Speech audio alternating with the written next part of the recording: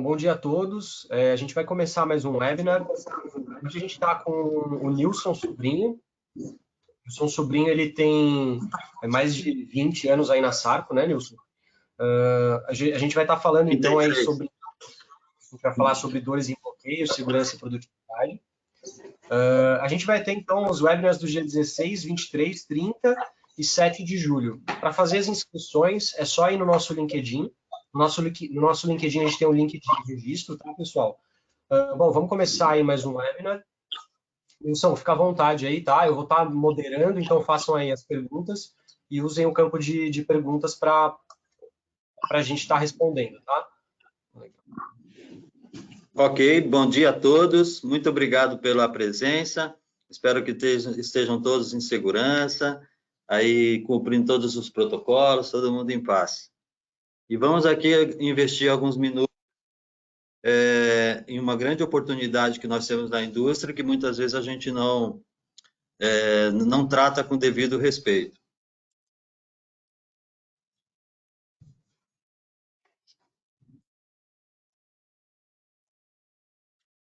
Essa é uma pergunta que eu sempre me faço por muitos anos. O Marcos falou aí que eu tenho um pouco mais de 20 anos, na verdade eu tenho 33 anos de companhia e sempre fui um apaixonado pelas oportunidades que a gente tem na área de bloqueio para você ganhar dinheiro com bloqueio, principalmente com economia de energia, produtividade e segurança.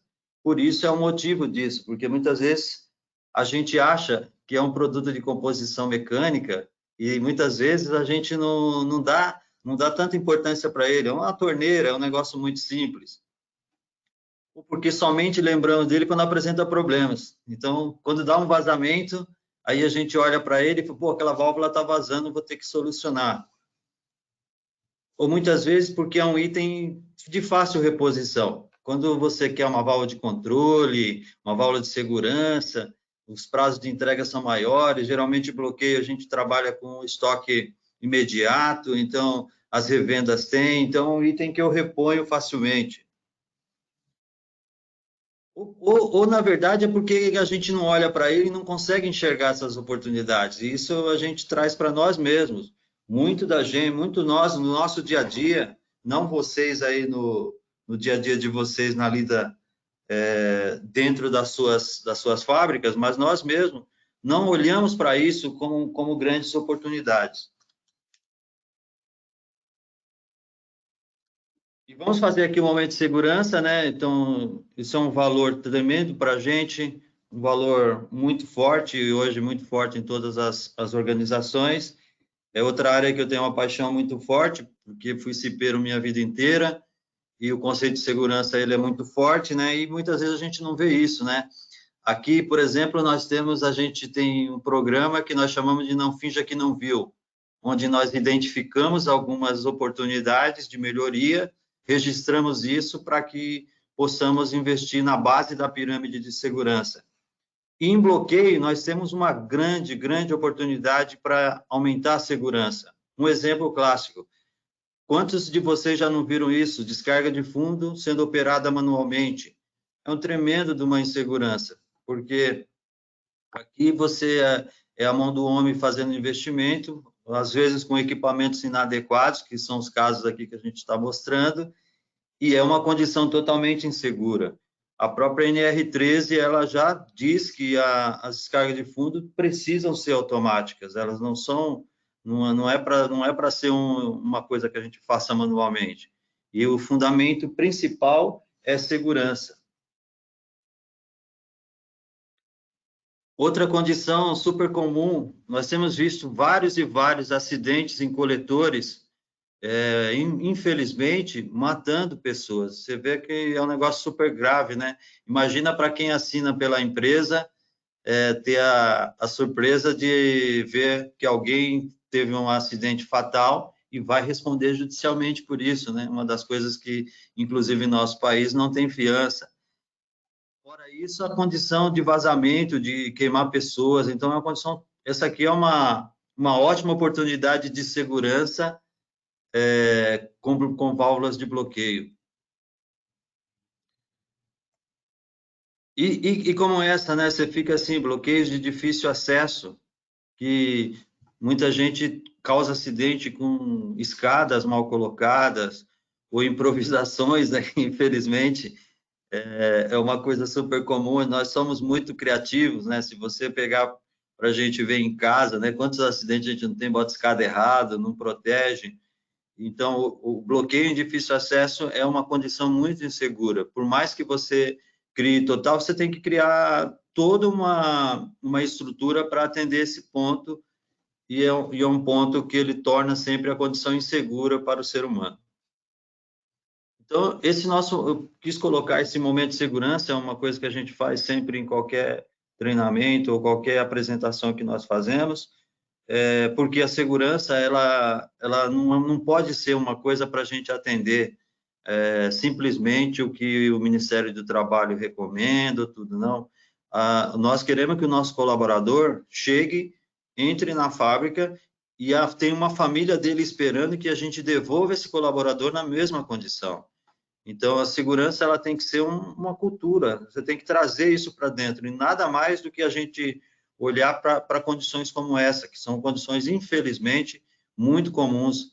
Nós fazemos trabalho de engenharia de aplicação e faz levantamento técnico em clientes todos os dias, e todos os relatórios a gente consegue identificar muitas e muitas oportunidades como essa, e tenho certeza que meu objetivo de começar por isso é incentivar que a gente olhe para esses pontos como oportunidades de melhoria de segurança, e se você olhar pelo dono da organização, ele vai adorar essa situação. Por quê? Porque você baixa o absenteísmo, que é uma coisa que influencia diretamente no custo do produto. Outra grande oportunidade que nós temos com bloqueio, que a gente não olha de vez em quando, está relacionada à produtividade.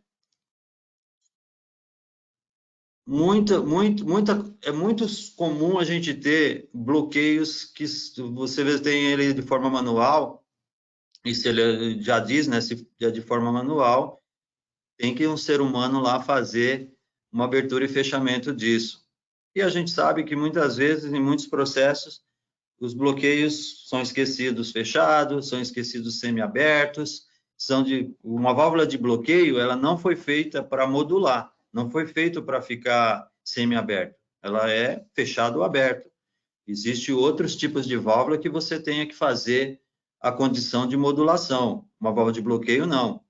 E muitas vezes ele fica nisso, e aí você perde produtividade, porque muitas vezes você tem gente que perde até uma batelada por uma condição dessa, ou passou do ponto produto, vários tipos de coisa, tem, por exemplo, uma fábrica de tapete, tirou um pouquinho a cor, ou o tapete vai ser de segunda linha, ou o tapete vai ser descartado. Então, é super comum a gente encontrar bloqueios. A coisa mais comum que a gente tem na indústria é bater o olho, a gente olha, tem algum bloqueio que está inadvertidamente foi feita uma operação inadvertida. Uma outra grande oportunidade com bloqueio de automação está relacionado ao vazamento, né? Então, por exemplo, você tem queda de rendimento do seu sistema de vapor, porque parte da sua caldeira está sendo lá o combustível que você está queimando na sua caldeira, ele está sendo mais para cobrir vazamento do que para ser utilizado na sua essência máxima, que é naquilo que ele foi projetado. A gente tem história de grandes indústrias, aí, de uma vez numa refinaria, a gente foi desligado as caldeiras, porque ia ter que fazer uma caldeira só para alimentar vazamento. Você tem uma grande oportunidade aqui, que é agir nesses vazamentos, que influencia diretamente na sua produção. Não é só na quantidade de energia que você gera, porque se caiu lá a caldeira, pode cair temperatura e você perder produto também. Muita gente só faz avaliação no vazamento relacionada à perda energética, mas não é só isso não, você perde produtividade mesmo. E muitas vezes você nem faz cálculo disso, né? Nem pensa de como isso influenciou no teu rendimento produtivo. Uma outra situação bem comum é que muitas vezes você para o seu equipamento, lá no seu equipamento você tem toda a manutenção preventiva dele, você faz tudo, mas você para dele por causa de um bloqueio que está de uma forma inadequada, ou foi especificado errado, ou ele está vazando, ele está com alguma situação que ele causou a parada do seu equipamento, você não vai fazer nada no seu equipamento por causa de um bloqueio. Então, a gente muitas vezes não vê isso, só vê depois na hora que dá o problema, que é aquilo que a gente falou no começo, né? Muitas vezes você vai mexer com o bloqueio só quando ele vaza, não quando você precisa olhar para ele também como parte da sua produção, como parte do seu equipamento. Esse bloqueio faz parte também, ele não está só lá bloqueando uma linha ou fazendo alguma situação lá que eu deixei ela de lado e não incluí como se ele fosse também um equipamento. Na parte de energia, nossa, isso aqui para mim é a maior oportunidade que tem em redução de custo de energia, porque muitas vezes, vamos pegar nosso caso específico que todos conhecem a Sarcoix, que é purgadores, né? Então, muitas vezes façam um levantamento de purgadores, para cada purgador vão 3 de bloqueio. E então, na verdade, você tem um vazamento lá no, às vezes você tem um vazamento no purgador que o orifício lá é 1/8, e aqui você lá protegendo ele, você tem 3 válvulas com orifício de meia polegada. Então você imagina qual o tamanho que não é a perda que você tem vendo uma válvula vazando. Então deveria dar um desespero. A mim sempre acontece isso, quando eu vou na indústria e vejo uma válvula vazando, dá até desespero de falar assim, para tudo, vamos trocar aquela válvula, porque é muito dinheiro. Então, nesse lugar aí que você está vendo a fumacinha do vapor saindo, eu trocaria isso aí por um monte de dólar saindo daí, porque você está perdendo um negócio que você nunca mais vai recuperar. Energia você aí vazou, já era, trocou, vai de graça para a atmosfera, só que você queimou lá seu gás, sua lenha, seu BPF e jogou fora esse dinheiro. Então, aqui, para mim, é uma das maiores oportunidades de a gente aumentar a lucratividade, porque você aqui está influenciando diretamente no seu custo de produção, diminuir as condições inseguras, né, porque você tem aí uma condição grande de causar um acidente em alguém e aumentar a produtividade. E outra situação também, quem de nós já não vivenciou isso aí? Pô, tem sempre uma bendita válvula, 1, 2, às vezes 5, 6 válvulas dentro da nossa indústria que nós trocamos várias vezes, né? Então, existe um conceito errado com bloqueio. Existe o bloqueio, ele é sim um produto de manutenção rápida, onde eu posso adquirir facilmente, ele tem que ser isso mesmo para me fazer a troca, só que eu tenho que evitar essa troca, principalmente em alguns pontos críticos, esses que a gente falou ali, proteção de equipamento, onde que está ali muito perto. Eu não posso conviver com essa situação, porque apesar de ser um negócio fácil de fazer, por exemplo, pego lá, eu tenho uma válvula de esfera de meia polegada que eu pago R$50, qualquer hora eu troco, é muito mais simples. Mas e o quanto custa para você parar isso? Quanto custa ela vazando enquanto você vai comprar? Quanto custa de produção você substituir essa válvula no ano? Então, nesse ponto, principalmente, é uma situação que a gente tem que olhar ela de forma diferente. Então, não posso simplesmente criar o conceito para bloqueio que, vazou, eu troco. Isso não é a melhor condição na hora que você está pensando no seu custo de produção e nas suas condições seguras, né? E aí sim, aí, por exemplo, vamos quando eu vou pegar um bloqueio, né? Eu tenho uma válvula de bloqueio ali, igual eu tenho lá em casa, lá algumas torneiras lá, então tá lá, deu uma vazadinha, eu vou lá e troco. No momento que eu vou automatizar, eu preciso esquecer que ela é uma... Isso eu acho, aqui talvez seja a coisa mais difícil, inclusive não é só para vocês que estão no dia a dia aí do outro lado, é para nós mesmos, fabricantes e tudo, entendermos que quando eu vou falar de automação, eu não posso mais olhar aquela simples válvula de esfera simplesmente como se fosse aquela válvulinha de esfera, uma torneirinha que eu tenho lá e que eu vou lá e troco. Eu preciso entender o seguinte, o que eu estou fazendo? Então, antes, quando eu for fazer isso aí, eu preciso passar claramente para a pessoa que vai especificar isso para a gente, quais são as características do meu fluido, porque eu sempre uso uma forma de mostrar isso, que é fácil. Por exemplo, a gente que vive há muitos anos aí dentro da indústria, era comum você ver as pessoas andarem com um cano na mão, porque se a válvula ficou muito dura, eu espeto a válvula lá na alavanca e faço ela abrir. Então, eu coloco a força que eu quero, eu determino o que vou fazer, porque eu, como ser humano, né? Então, pegava os carinha mais fortes para fazer isso, eu sempre sofria com isso. Então, você tem tipo de característica muito, porque a partir de agora eu não tenho mais esse cano para andar na minha mão. Não é mais a minha força que eu determino lá. A outra coisa é entender claramente como é que vai se comportar a pressão e temperatura, porque é de extrema importância. Quando a gente estiver falando aqui especificamente de vapor, que a gente vai tratar mais forte, é de extrema importância a gente saber isso aqui. Um tem correlação, fica fácil. A outra coisa é, eu vou determinar agora que força que eu vou ter que fazer isso. Então, eu preciso ter claramente, e aí eu falo, não é só aquele, que é super comum, a gente pergunta, mesmo aqui internamente, a gente pergunta para o homem de vendas e fala aí, qual que é a pressão disponível de ar? Ah, 6 bar. Não sei por que o danado do 6 bar é um negócio que todo mundo fala, mas a gente sempre vê que muitas vezes tem vazamento, tem tudo, então saiu de 10 lá no compressor, e está chegando 4,5, 5. Então, se eu não tiver claramente que pressão de ar chega na minha válvula, eu posso correr o risco muito grande de fazer automação errada no tamanho do atuador. E fora isso, beleza, então, Nilson, eu vou chutar tudo, eu vou fazer para 4. Só que quando você fizer para isso, você vai gastar um dinheiro que você não precisava, você vai colocar um atuador muito maior do que você precisava, porque é exponencial quando você vai baixando a pressão. Então, aqui é um dado de extrema importância quando você vai fazer isso. A outra coisa é muito comum que às vezes as pessoas não acham isso importante, e eu chamo a atenção de vocês para que sempre seja uma coisa para você exigir do fabricante que você vai pedir isso aqui, que é o seguinte, na posição de falha, aberto e fechado faz diferença.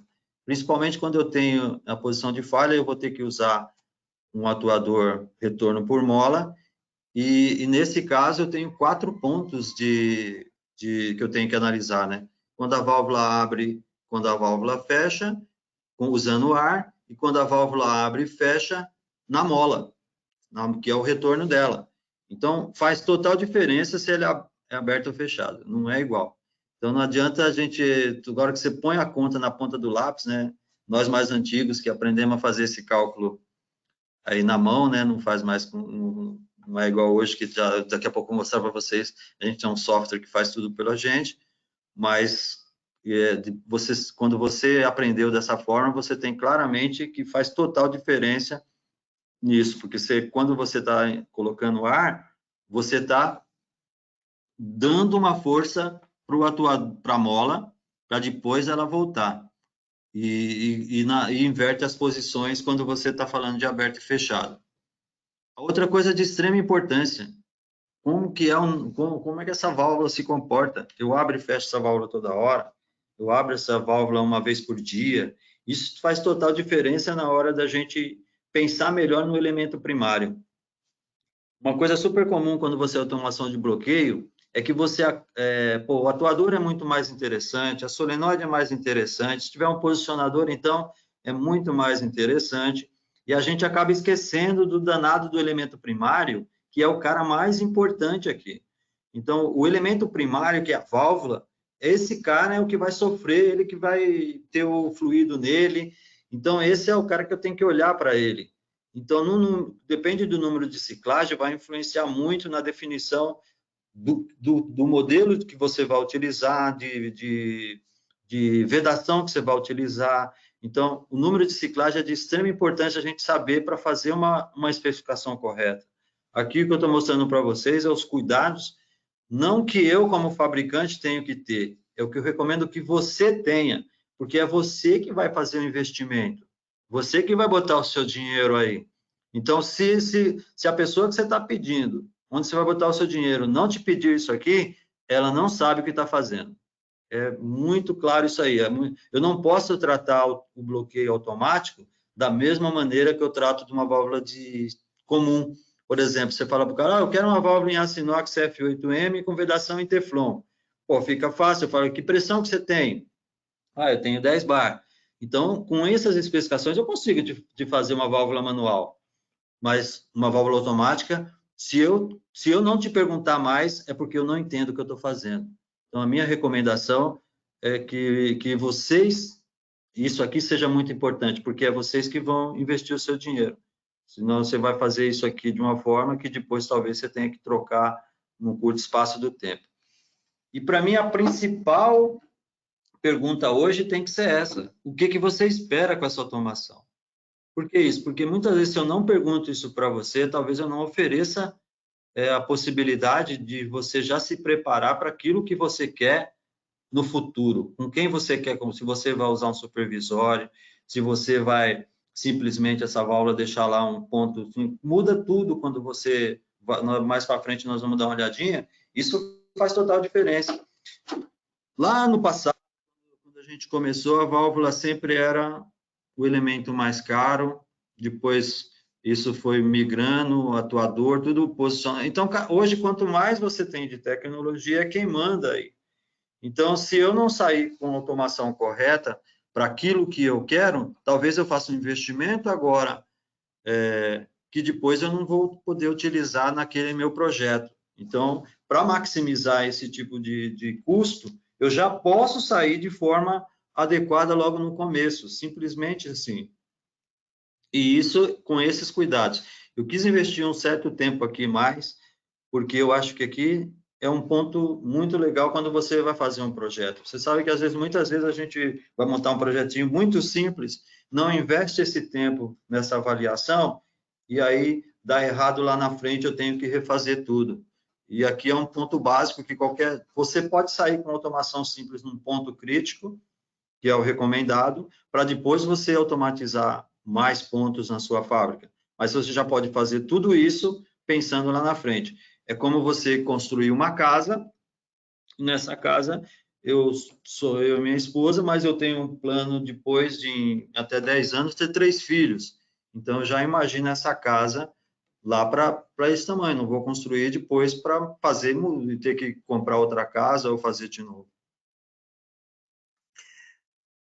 Outra coisa é a seguinte, é muito importante a gente identificar qual é a dor, porque para a gente ver que remédio certo a gente vai fazer, né? E qual que é a minha expectativa? Assim, a Sarco tem esse ponto positivo, a gente sempre procura entender qual é a dor do cliente e o que a gente quer, o que o cliente espera na expectativa dessa automação. Então, por isso, buscamos um máximo de informações possíveis e definir claramente um ponto que eu gostaria de fixar aqui. Nós não somos fabricantes de monitor de posição, mas esse cara hoje ele é um cara de extrema importância, porque ele é o cara que vai fazer a comunicação. Exemplo, Nilson, estou assim, preciso de um indicador de posição, então me manda aí um mecânico, aquele de 2 SPDT e tal, beleza, mas eu posso, esse é o mais barato que tem, talvez seja mais competitivo, eu falo, pô, beleza, então vou nesse daí que eu tenho mais chance de ganhar. Mas muitas vezes eu falo assim, não, mas pô, você vai querer colocar isso aí numa rede ASE? Você tem algum supervisório? Eu tenho. Então, esse negócio que parece barato agora vai ser muito caro para você, porque você vai pôr e vai jogar fora. Então, talvez você tenha que ter um outro. Então, nesse ponto, a gente tem que investir um certo tempo, porque do mesmo jeito que aconteceu com a válvula de controle, com a entrada do posicionador, que o posicionador é o cara que manda nisso, o monitor de posição hoje é para a válvula de bloqueio on-off. Então, na visão nossa, a válvula deixa de ser um acessório, onde eu troco quando falha, quando gera paradas inesperadas, ou passível de acidentes, para se tornar um equipamento. Então, mesmo tratamento que eu daria para uma válvula de controle, que eu vou fazer um baita de um investimento, e que, nesse caso, eu olho porque muito mais por histórico e por tudo, até porque eu trato ele como equipamento, a gente olha para o bloqueio, na automação do bloqueio, comparando facilmente para vocês. Então, vai ser um equipamento que eu vou monitorar a performance dele, eu vou ter um plano de manutenção para ele, e eu mitigo o risco de acidentes quando eu faço essa automação. Então, essa figura, para mim, é a figura mais importante, que vocês têm que olhar para isso na hora que você vai automatizar um bloqueio. Você tem que colocar um tag nele e dizer, não, cara, a partir de agora, esse cara para mim é um equipamento, porque eu deixo de ter aquilo que eu tinha, que era o mecânico lá se matando com a válvula para trocar a válvula, ele vai lá e vai dar os pulos dele, vai dar o jeito dele. No caso aqui da válvula automática, ela vai trabalhar sozinha, ela não vai precisar abrir e fechar lá na mão. Então, esse é o conceito que a gente traz. E para isso, o que nós fizemos? Nós desenvolvemos uma especificação no software, e o objetivo principal desse software é deixar de ser alguma coisa que eu pego alguns dados e já decido que especificação é, e não, ele checa para a gente se você está olhando tudo. Então, eu pego todas as condições do fluido, eu consigo identificar ali que tipo de produto está precisando, se é uma válvula de esfera, uma válvula borboleta, que tipo de bloqueio que eu estou pensando, o que eu vou fazer. Na definição aqui dos internos, né? O que interno, porque inclusive o software nos ajuda aqui, né? Se eu escolher um material aqui inadequado, o software vai me avisar. Eu defino claro aqui, por exemplo, eu tenho ali, ó, posição de falha, aberto e fechado. Lembra que eu comentei antes? Essa aqui é um ponto de extrema importância para determinar o tamanho do atuador que eu vou colocar. Eu não quero que esse atuador não seja o mercado, a gente, né, nós fabricantes principalmente, criamos alguns conceitos que eles passam a ser igual o Bombril lá. Então, é um nome. Então, eu chego lá e falo assim, bota 30% aí que está tudo certo. E né, não é bem assim. Eu tenho casos que eu coloco para chamar do tamanho do atuador, que se eu colocar o mesmo torque da válvula, ele vai atuar. Pega, por exemplo, um caso prático, você pegar uma fábrica de óleo, se eu começar na primeira válvula com terra de atomácia, eu tenho que colocar uns 70%, não teria que colocar 30%. E quando eu chego lá na última válvula que está com óleo lubrificando, eu posso colocar o fator 1 que ele vai funcionar. Então, aqui a gente também cria essa ideia, porque qual é o objetivo? Que para você que está, e uma coisa que nós respeitamos muito é quem está fazendo o investimento. Então, para você que está fazendo o investimento, eu preciso colocar para você um atuador que seja ótimo, que vá funcionar de forma adequada, que não vai dar problema para você de força, que ele não fique semi-aberta, e que também não fique um investimento que você não precisaria fazer. Que aí o que o mercado fala, aquele é lá, a válvula com atuador cabeção. É porque alguém colocou um atuador com uma faixa de segurança muito alta. Mas não existe almoço grátis, você pagou por isso. Aqui, quais são os acessórios que você vai colocar. Então, claro, vocês estão no dia a dia, sabem muito bem, mas olhando para isso, então tem aqui uma figurinha da válvula aqui à esquerda, tem a válvula lá, o atuador que eu vou colocar em cima dela, a solenoide que vai deixar o ar entrar dentro do atuador, e o monitor de posição, que é o caso que eu falei, que aí a gente vai ter que prestar muita atenção na definição dele de acordo com aquilo que você quer fazer na sua automação. Uma vez definido isso, que para mim é um negócio legal, então se eu falei que eu vou tratar a válvula on-off como um equipamento, então nós geramos uma folha de dados para cada válvula dessa. Ela tem dois objetivos. Uma é, indo para você, você tem condição de checar e olhar, pô, mas eu não quero esse material de interno aqui. Por que a Sarco recomendou isso aqui? Deixa eu ligar para o cara, deixa eu perguntar o que foi. Talvez ele não entendeu direito, ou talvez seja o correto e eu que não entendi. Se as condições de operação que eu passei, porque se eu vou tratar isso como equipamento, a maioria de vocês vão sempre ter, todos vocês, na verdade, têm um controle interno dos seus equipamentos. Isso aqui vai para o prontuário lá do seu equipamento, que é o que ele passa a ser agora, e aí você tem todo o histórico de onde foi que foi definido aquele atuador que foi colocado lá em cima. Por que é importante isso? Porque quando eu terminei aquele atuador, ele está substituindo aquela pessoa que abria e fechava. Então, esse é o cara que eu mandei esse cara abrir e fechar a válvula, pneumaticamente, ele vai abrir e fechar a válvula, mas eu disse para ele fazer de acordo com essas condições. E para nós também, internamente, essa folha de dados, ela acompanha a ordem de produção, para que a gente faça a montagem dos equipamentos, a posição de falha, tudo, considerando o teste interno com pressão de ar que foi projetada, para poder a gente ter aqui também um histórico, que, se caso for preciso, até por vocês, a gente tem aqui uma folha de dados que gerou isso. Então, aqui ele está dando a real importância para isso. Então, eu ficaria muito mais, por exemplo, se você pegar os mercados mais exigentes com esse tipo de documentação, que válvula de segurança, válvula de controle, é mandatório você ter uma folha de dados, porque ali tá tudo a história lá. Então, para nós também, na minha opinião, para vocês, deveria ser mandatório você exigir que alguém apresentasse uma folha de dados para você numa válvula que a gente está automatizando. Não importa se ela seja isso, uma válvula de esfera que era uma torneirinha comum, a válvula de esfera ali, e agora não, agora ela passa a ser um equipamento. Eu não estou olhando mais ela só como elemento primário, eu estou olhando ela como um conjunto de automação. Nós fizemos, né? Então,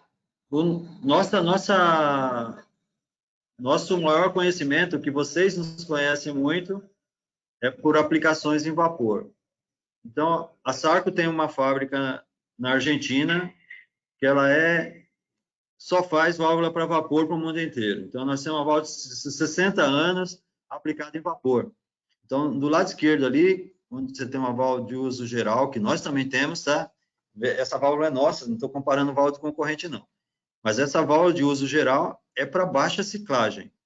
Ela não vai, no vapor, ela vai aguentar no máximo esses 1.500. Eu falo no máximo porque, dependendo da força que você faz na montagem, ou dependendo do que você fez, até menos ela vai vazar externamente. Imagina internamente que ela vaza rápido.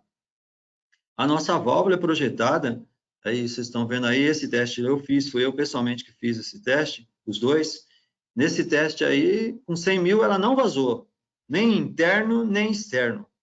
Então, ela é para isso. Então, olhando para a válvula de vapor, essa é a válvula que a gente desenhou para isso. Então, o nosso know-how, como outras companhias têm know-how em algumas coisas, na aplicação para vapor, nós temos muito know-how e muita confiança na válvula para utilizar em alta ciclagem, não em baixa. Nós temos históricos aí de 400, 500 mil ciclos para poder vazar.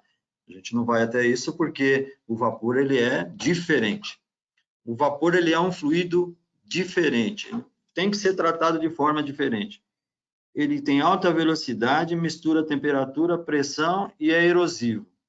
Então o maior desgaste que faz a válvula vazar é a esfera ela se mexer. Ela não se mexer normalmente como ela deveria. Ela criar um espacinho para poder entrar algum fluido. Então, quando você está falando de ar, água, alguns outros, você não tem esse problema. Mas o vapor ele acaba com a vedação do eixo e é isso que faz a válvula vazar. Hoje nós temos, inclusive, esse último teste aqui, que são os testes de 250 mil operações, que equivale a 125 mil ciclos, né? A gente considera que o ciclo, né, é uma abertura e fechamento. Então, aqui são 250 mil operações. Cada fechamento a gente contou em um, então você tem aí 125 mil. Aí nós temos hoje, e fizemos questão disso, porque muitas vezes, uma preocupação que eu tenho muito grande com vocês, clientes, é que muitas vezes a gente, ao comprar uma válvula de bloqueio, ou adquirir isso aí, uma válvula automática, a gente olha para o custo de aquisição somente. E nós precisamos começar a olhar também para o que gera isso de utilização. Então, aqui a gente tem, a nossa válvula tem um certificado, apesar da gente ter todo o histórico interno e segurança na válvula, nós temos um certificado externo que garante a válvula com 250 mil operações ou 125 mil ciclos. Então, baseado nisso, se ele é um equipamento, se eu realmente tenho que garantir que dá essa seriedade a ele. Então, nós temos que fazer um monitoramento da vida útil desse equipamento. Então, o monitor de posição, aqui quando a gente vai monitorar esses pontos críticos aí, que a gente vai utilizar isso, a gente vai colocar como padrão já um monitor indutivo, que ele é totalmente já preparado para muitos protocolos que você vai usar. Ele tem possibilidade de ser adaptado sem eu jogar fora, e ele vai funcionar em qualquer supervisório seu. Então, você não vai colocar um equipamento que você depois vai jogar fora. Principalmente no caso de descarga de fundo, ele já tem o sistema de temporização. Aqui nós temos, tanto para qualquer ponto, nós podemos colocar um alarme, que é, na verdade, um PT100 depois da válvula, que por temperatura ele vai te indicar se a válvula vai iniciar o vazamento interno ou não, que é o tempo, não é nem o tempo, você tem que agir antes disso, mas já é melhor do que você ver o vazamento externo. Ele vai ter um contador de ciclo para você acompanhar o número de ciclo, e como eu falei, além de outros alarmes, você tem esse alarme que você pode aplicar vazamento. Onde aplicar, né? Então, primeiro é onde eu posso economizar energia, onde eu tenho algum ponto crítico lá que eu troco muito, onde influencia na minha produtividade dos equipamentos, onde eu quero que tenha menos paradas de manutenção, e principalmente eu elencaria em segurança. Então, tem alguns pontos, por exemplo, a gente tem casos que a gente identifica facilmente, são pontos onde as pessoas passam, né? Então, dentro da fábrica, então, pontos automáticos e mais seguros, você não vai ter problemas aí de segurança. E agora é o seguinte, para complementar isso no final, então, eu defini que ele é um equipamento para mim, ele deixa de ser uma válvula de esfera, uma válvula borboleta ou qualquer válvula de bloqueio, ele vai passar a ser um equipamento. Se ele é um equipamento, eu vou monitorar a vida útil dele. Então, como é que eu agora faço para evitar isso? É criando um plano de manutenção preventiva. Então, para nós, principalmente a válvula de esfera, que para o mercado é descartável, para a Sparax Arco, nesses pontos principalmente em vapor, a nossa válvula não é. A nossa válvula é passível de manutenção e é para você ter a válvula a vida inteira se você fizer isso. Então, nós temos lá as recomendações por número de ciclagem e não por tempo e não por outras coisas, que é super comum, né? O mercado, a gente acaba criando alguns dogmas aí que fica marcado, e uma das coisas que é criada é assim, eu tenho lá o nosso caso, o Teflon reforçado chama PDR-08. O outro fala, eu tenho o Cristin, o outro eu tenho o Lubrifil. Tudo isso é uma vedação de Teflon reforçado que você pode fazer ela resistir um pouquinho mais do que o Teflon puro, que é 180 graus, você chegar a 200, 210. Mas isso está relacionado ao material, não está relacionado a você colocar ele dentro da válvula. Colocar ele dentro da válvula vai estar relacionado à quantidade de vezes que eu abro e fecho a válvula. Não tem nada a ver com isso, isso aí é tudo folclore, não tem nada que a gente vá comprovar, que vá, só porque eu coloquei lá e eu chamei de PDR-08 e coloquei lá um monte de outras coisas além do Teflon, que ele vai aguentar tranquilamente vapor até 10 kg. Esqueça. Não está relacionado à pressão, não está relacionado a nada, está relacionado ao número de ciclo. A pressão e temperatura, eu vou colocar um tipo de sede que resista a isso. Até 9 kg de vapor, 8 kg. Posso colocar o Teflon reforçado, o Teflon simples, que vai funcionar tranquilamente, porque ele, como material químico, o material na reação química, ele não vai sofrer nenhum problema. Ele vai aguentar essa temperatura de vapor tranquilo. No caso maior, aí eu tenho que colocar ele reforçado, mas não porque eu atrelei a pressão e temperatura, eu atrelei eu tenho que ficar de olho em quantas vezes eu abro e fecho a minha válvula. Confiando nisso, é claro, eu não posso ficar só na conversa. Então, a gente tem, para esse tipo de válvula, a gente faz a garantia estendida, né? Então, da mesma forma que a gente vai tratar um equipamento, a gente vai tratar isso aqui como se estivesse falando de uma válvula de segurança, uma válvula de controle, um equipamento de troca térmica, alguma coisa, um equipamento mesmo.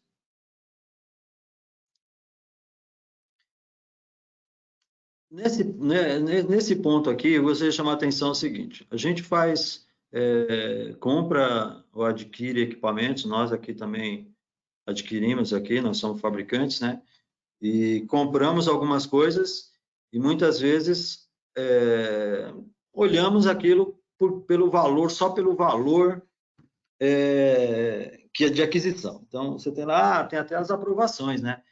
100 mil reais, 150 mil reais, 200 mil reais, a diretoria tem que aprovar, tem que ter um plano.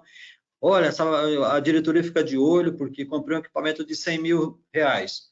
Pô, tá usando ou não? Pô, você está usando esse equipamento, seja qual for. Então, recentemente aqui, inclusive, a gente comprou um equipamento aqui para a fábrica e ele não está sendo utilizado adequadamente, o presidente se envolveu. Então, é assim que funciona. Só que quando a gente está falando aqui, às vezes você está comprando um equipamento aqui de R$1.500, R$2.000.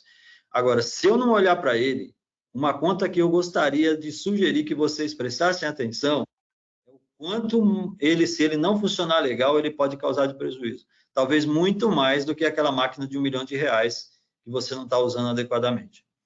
Porque ele pode causar muitos problemas, muito dinheiro, mas tem muito dinheiro, muita oportunidade para vocês melhorarem a rentabilidade da empresa, olhando para bloqueios críticos.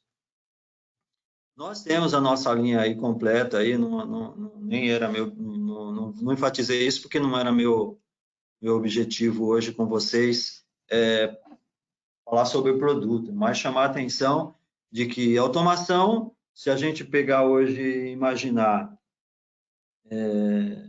indústria 4.0, né?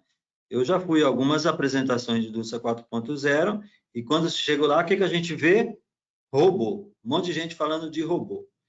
Mas para nós da indústria, nós não estamos nessa fase ainda. Nós estamos na fase de automatizar a válvula mesmo. Então, nós estamos no básico. Então, para mim, a indústria 4.0, hoje, nossa, aqui é isso. E não adianta nada a gente aqui, não é produto aqui. Você tem que olhar a solução. É produto bom, muitas companhias têm, não é isso não. É a gente ficar atento se a gente está sanando a dor. Então, tem que identificar que dor eu tenho. Qual é a dor que eu tenho? A dor que eu tenho é meu chefe que vai me mandar embora se eu não resolver esses vazamentos. Nem que seja isso, mas eu preciso saber exatamente qual é a dor para mim poder aplicar o remédio correto. Então, não existe uma solução básica, não existe no nosso mercado, a gente não tem um equipamento que atende a tudo. E quando eu olho em automação, talvez seja a maior oportunidade que nós tenhamos hoje para aqueles 3 itens que nós nos propomos falar aqui hoje, que é olhar o bloqueio como uma oportunidade para a gente aumentar a nossa segurança dentro da fábrica, melhorar a produtividade e ganhar dinheiro com isso. Porque aqui é um investimento de retorno rapidíssimo. Então, se eu tenho uma válvula, numa situação que eu troco 3, 4 vezes por ano, quando você colocar na ponta do papel, quanto custa parar aquilo lá? Quanto custa você trocar aquela válvula? Quanto custa fazer tudo isso? Você vai ver que isso tem um ganho tremendo. Só que, diferente de um equipamento que eu tenho 1, 2 na fábrica, esse aqui talvez eu tenha 100, 200, 300, 400, 500 pontos. Claro, não sou maluco de falar para vocês, vão automatizar tudo de uma vez, mas eu posso ir financiando isso. Eu posso fazer automação de um ponto que vai pagar os outros. É super comum isso acontecer. A gente tem soluções, gente que resolveu encarar isso, que hoje está com um nível de automação muito alto. Bom, da minha parte, é isso que eu queria passar. Gostaria muito de agradecer o tempo de vocês. Desejo que vocês, independente aqui da minha didática, ou do tempo, ou da qualidade, por isso que está aqui meus contatos. Terei um enorme prazer de receber ligações ou contatos, e se eu puder ajudar, independente se somos nós ou não que seremos o fornecedor, porque eu acredito que isso aqui é uma das grandes oportunidades da indústria brasileira, melhorar a performance dela, principalmente na aumentar a produtividade e rentabilidade, porque hoje, principalmente se a gente falar em custo,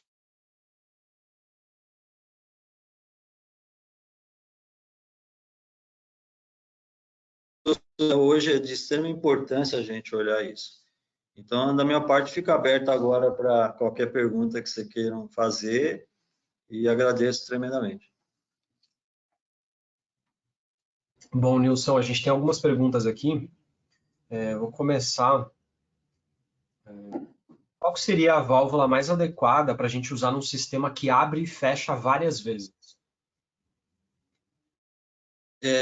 Teria como, por exemplo, eu vou partir do princípio que ele está falando que seja vapor, tá? Mas pode ser qualquer um outro, né? Então, eu tenho que ter uma válvula que ela tenha um sistema eu estava querendo evitar fazer minha propaganda, né? Mas eu vou ter que falar da minha válvula, porque a minha válvula atende isso, que é uma das grandes paixões que eu tenho. Então, se você tem... Para você fazer isso, o segredo de você aguentar o número de ciclo é você deixar que a válvula, que a esfera sempre esteja tensionada. Ela não pode ter nenhum problema que o eixo mexa alguma coisa. Então, tem que proteger o eixo. E isso eu faço com uma boa vedação de eixo e eu faço também, não entregando aí tudo, né? Mas eu tenho que ter uma forma de manter esse eixo tensionado. Desse eixo sempre mantendo a esfera tensionada sem ela se movimentar. Então, essa válvula, alguém precisa provar para você que essa válvula tem um sistema no eixo dela que garante que a esfera não vai se mexer. Porque basta ela mexer um pouquinho, principalmente se for vapor, vai criar o caminho de rato e nunca mais você vai consegui-lo. Então, respondendo claramente, você tem que exigir do fabricante que vai te fornecer isso, que ele garanta que ele tem um sistema de vedação e a alocação do eixo que mantenha a esfera tensionada. Obrigado, Mas Nilson. isso pode ser, eu estou falando aqui da válvula de esfera, por exemplo, né? Mas isso é válido para qualquer tipo de válvula. Em relação à válvula esfera, eu posso trabalhar as válvulas esferas acima de 10 kgf centímetro quadrado? Faltou assim que fluido que ele tinha, né? Mas aí eu posso responder de uma forma geral aí, né?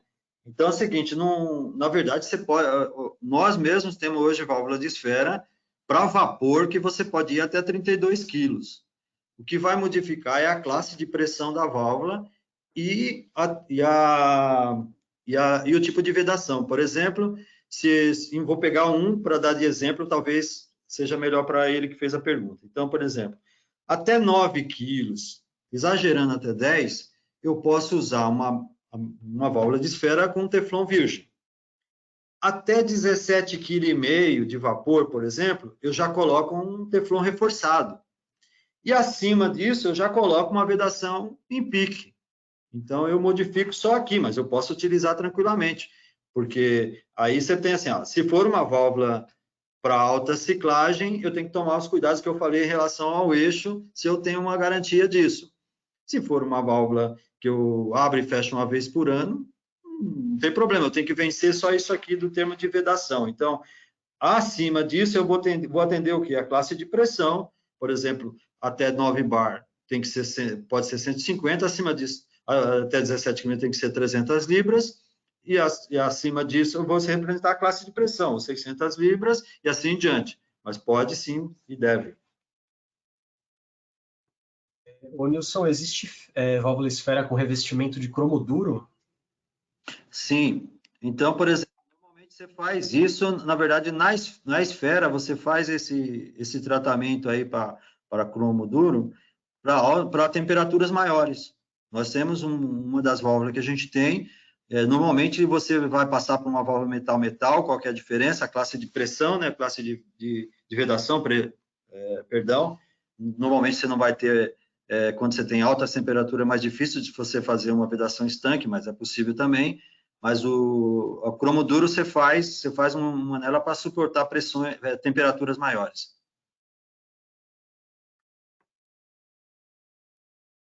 Legal, obrigado, Nilson. Tem uma pergunta aqui do Fábio. O Fábio está sempre com a gente aí nos webinars. Obrigado pela participação.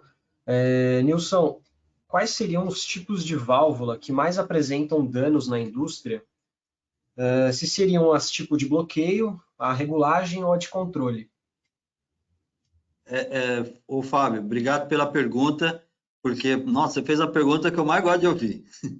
Eu tenho uma paixão muito grande pela parte de bloqueio, porque é mais fácil você se apaixonar por uma válvula de controle, que eu também gosto, uma válvula de segurança, porque são equipamentos mais parrudos e tudo. Uma válvula de bloqueio é uma coisa muito simples, né? Você tem uma sede, fazer lá uma abertura e fechamento, 3, 4 partinhas. Então, lá no passado eu escolhi isso porque era mais fácil de aprender sobre ela. Mas só que depois, quando você vê, hoje, essa é uma coisa, nem nós, fabricantes, damos a importância que mas onde a gente tem mais oportunidade, que era o meu objetivo aqui, é em válvula de bloqueio. Porque você tem uma quantidade muito grande e fazendo muita influenciação no que você movimenta dentro da fábrica. Você usa o bloqueio não só para você fazer controle on-off, né, dessa válvula, fazer lá só abrir e fechar. Você usa muitas vezes ele para manipular o seu fluido para onde ele vai, né? Então, você tem grandes avanços. Então, nossa, adorei a sua pergunta e qualquer coisa mais a fundo que você queira saber, Fábio, então, meus contatos aí, será um prazer conversar contigo. A Sarco trabalha com válvula condicionadora? Na verdade, é o seguinte, a condicionadora, a Sarco trabalha assim, mas, como vocês devem saber, a Sarco adquiriu a ITER, né?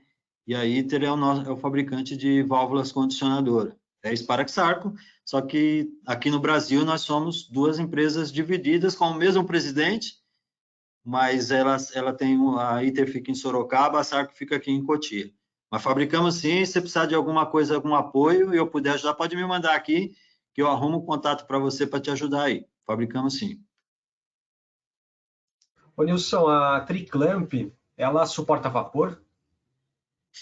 Rapaz, que pergunta boa. Sim, mas baixinha, baixinha. E não tem nada muito mais a ver com o triclamp. Você pode até subir um pouquinho, né?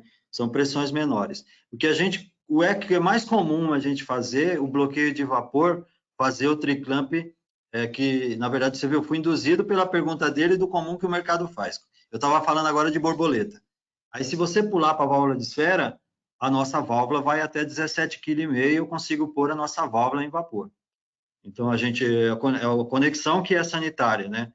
Mas nós temos uma linha, a M70 e a M80, que nós fabricamos, ela Triclamp e OD, sanitária, com certificação para atender farmacêutica no limite. Então, e essa válvula, ela suporta sim, a gente tem vedação para isso desenvolvida para até 17,5 kg de vapor. Legal, Nilson, obrigado pela resposta. Além da ciclagem, a questão da despressurização é considerado um fator na vida útil da válvula? Muito boa pergunta. Em alguns casos, com alguns fluidos, isso sim tem assim, porque e principalmente, na verdade, se você tiver alguma possibilidade de você tiver variáveis de temperatura. Então, melhorando a resposta, a preocupação maior que eu tenho é quando eu tenho uma variação muito grande de temperatura. Por exemplo, se na hora que eu tiver despressurização, tiver uma queda muito grande e tiver um choque térmico aí dentro. Então, eu tenho que tomar cuidado, sim, na vedação, que eu vou especificar em alguns casos desse daí. E muito relacionado ao efeito que é você ter uma variável, um ΔP aí delta T de de temperatura muito alto. Nilson, qual que seria a vida útil de uma válvula, considerando que ela tem um número de ciclagem baixo? Boa pergunta também. Nossa, essa é a melhor pergunta que eu gosto de responder. Então, qual que é o porquê da gente ter hoje um equipamento para monitorar esse número de ciclo? Porque muitas vezes a gente não sabe realmente quanto faz isso, ou se você faz de manual. O que é o seguinte, na verdade, esse tratamento que você faz, esse cuidado com o eixo, manter a esfera tensionada, é o que vai determinar qual é o número de ciclos que a válvula vai fazer, não para vazar, mas para movimentar a esfera. O diferente, principalmente onde eu coloco muito foco, que é o vapor, que é o nosso know-how, é que o vapor, se ele pegar uma brechinha, já era. Então, por exemplo, se eu tenho uma válvula que com 1000 ciclos, ela deu uma movimentadinha, ela vai vazar internamente. Tenho certeza absoluta para vocês. Porque o que faz? Toda válvula flutuante, principalmente, ela é uma válvula pendular. Então, quando você faz um movimento de abrir e fechar, ela veda só um lado, ela não veda dois. Então, nesse espaço que tem, se o eixo der uma movimentadinha também, o vapor entra lá na vedação do eixo e detona ela. Porque ele vem com velocidade e faz isso. Então, ele vai, se a válvula, por exemplo, se eu pegar uma válvula, eu tenho uma válvula aqui de uso geral muito boa, muito boa. Nossa válvula de uso geral é boa. Como dos outros fabricantes do mercado aí também, eu considero boa.